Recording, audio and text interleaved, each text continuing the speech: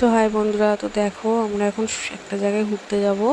তো প্রথমে কোথায় ঠিক হয়নি, কোথায় যাব। তো বেরিয়ে পড়লাম, তো জানি না কোথায় যাব শেষ পর্যন্ত। তো পরে গেছিলাম সোনা হোটেলে। তো দেখতে থাকো ভিডিওটা। আর এখানে আমার বাবা, ভাই, আমার জামাইবাবু, দিদি, সব ভাইরা, দুই ভাই, আমার মেয়েরা, আমার দিদির মেয়ে, ছেলে, সবাই মিলে তো ঘুরতে যাচ্ছি। তো ওই দেখো, দেখতে থাকো ভিডিওটা। তো এইখানে আমার বড় মা দাঁড়িয়ে আছে। বড় মা মেয়েদেরকে মানে তুলে দিচ্ছিল আমাদের কোলে। তো বেরিয়ে পড়বো এবারে। তো দেখো,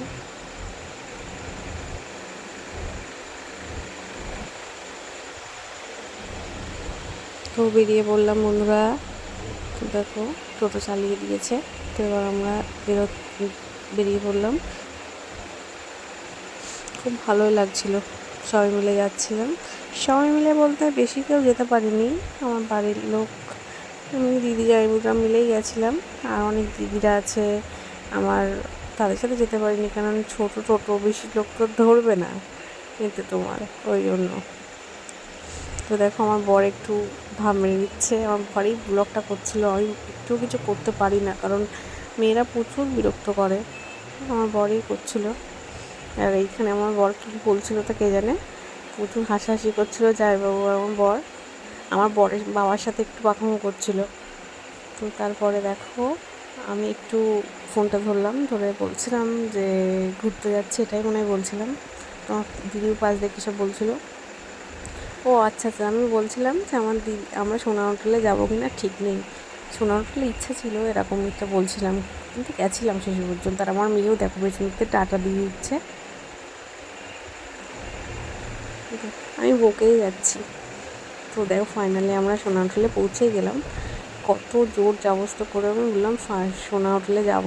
তো ফাইনালি পৌঁছে গেলাম। তো এই দিদি আর দিদির ছেলে। তো দেখো, আমরা বিরিয়ানি নিয়েছি, আর বাকিগুলো এখন আসতে দেরি হচ্ছে। অনেক কিছুই নিয়েছিলাম, তো সব কিছু দেখাতে পারিনি, ভুলে গেছি। আর মেয়েরা যা বিরক্ত করে, কিছুই দেখানো যায় না। তো দেখো, আর আমার বড় দিকে চা খাচ্ছে, ওনার চাটাই ভালো লাগে, আর কিছু খাইনি। তো এই সোনা হোটেল।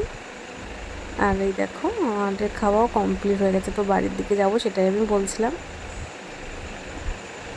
তো এই আমার বর আসছে, আর এই দেখো, তারপরে আবার এটা খাচ্ছিলাম, ফিরনি নাকি, আর এটা হচ্ছে ফিশ ফিঙ্গার, এই একটা খাচ্ছিলাম। এই দেখো, সবাই মিলে ছবি তুলে নিলাম, খাওয়া দাওয়া কমপ্লিট শেষে একটা ছবি। তো তারপরে আমার দুই ভাইয়ের সাথে আমি একটু ভাব নিচ্ছিলাম। এটাই বলছিলাম যে বেরোবো এবারে আমরা বাড়ির দিকে, দেরি হয়ে যাচ্ছে, সন্ধে হয়ে গেছে। সন্ধে কেন, ভালোই রাত হয়ে গেছিলো, তখন 8:30 9টা বাজে। আমরা এখন বাড়ি বেরোচ্ছি ওখান থেকে, অনেক রাত্রে বাড়ি ফিরেছি।